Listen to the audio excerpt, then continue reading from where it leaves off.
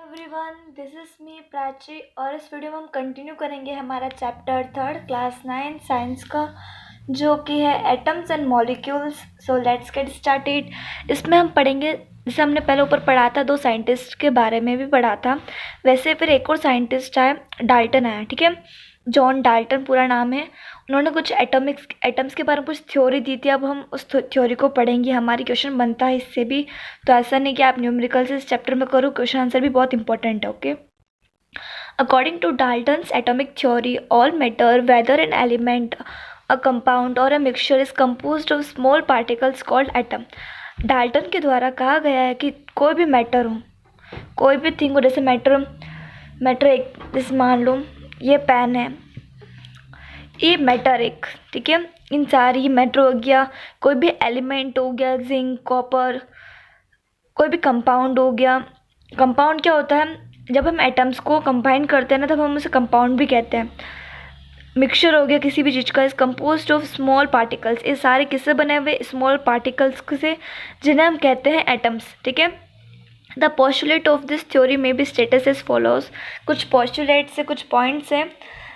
All matter is made up of very tiny particles called atoms which participate in chemical reactions. Okay, कोई भी matter है वो बहुत छोटे छोटे पार्टिकल से बना होता है, जिन्हें हम एटम्स कहते हैं, और एटम्स हर केमिकल रिएक्शन में पार्टिसिपेट करते हैं। तो एटम्स की फुल डेफिनेशन क्या हो गई? Atoms are the smallest particle of an element which can take part in any chemical reaction. Okay, atoms are individual particles which can not be created or destroyed in a chemical reaction. Atom बहुत ज़्यादा छोटे होते हैं, हम उन्हें visibly नहीं देख सकते, हमें माइक्रोस्कोप के द्वारा हम उसे बिना माइक्रोस्कोप के हम नहीं देख सकते। वो बहुत छोटे होते हैं और ना ही तो हम उसे क्रिएट कर सकते हैं, ना ही डिस्ट्रॉय कर सकते किसी भी केमिकल रिएक्शन में। Atoms of a given element are identical in mass and chemical properties. उनके जो मास होते हैं, जो केमिकल प्रॉपर्टीज होती है, वो कॉन्स्टेंट रहती है, यानी मतलब आइडेंटिकल, यानी मतलब कॉन्स्टेंट ही होती है, डेफिनेट होती है। Atoms of different element have difference in masses and chemical properties. अगर किसी भी एलिमेंट में किसी भी एलिमेंट में अगर एटम अलग अलग हो, तो उनके मासेस भी अलग अलग होते हैं, उनकी केमिकल प्रॉपर्टीज़ भी चेंज हो जाती है। Atoms combine in the ratio of small whole numbers to form compounds.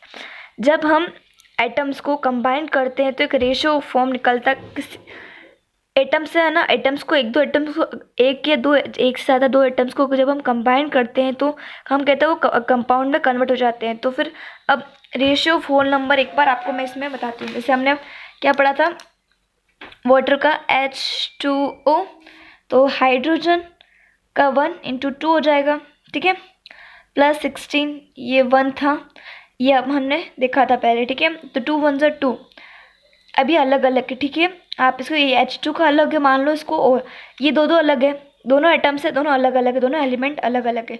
इसका हमारे पास आ गया 2, इसको आप मान लो रेशियो फॉर्म में 16, इनका रेशियो निकालेंगे 1:8 आएगा।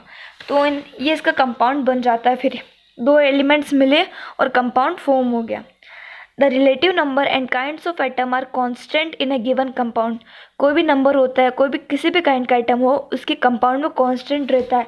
अगर हम H2 कह रहे तो हाइड्रोजन के एलिमेंट 2 ही प्रेजेंट रहेंगे तो 2 ही रहेंगे, मतलब वो चेंज नहीं होता, हमेशा डेफिनेट रहता है।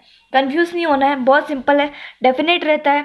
और ये रेशियो वाला मैं आपको आगे और बताऊँगी, अगले पार्ट में ज़रूर आएगा रेशियो के ऊपर वापस टॉपिक, ठीक है। ये सारा मतलब आइडेंटिकल होते हैं, एटम्स आइडेंटिकल होते हैं, उनको कभी चेंज नहीं होते, ना ही हम उन्हें क्रिएट करते, ना ही डिस्ट्रॉय करते, सारे सिंपल है, ज़्यादा कंफ्यूज नहीं होना है। ओके, आई होप आपको समझ में आ गया हो। अगर वीडियो अच्छा लगा तो please like, share and subscribe. Thank you.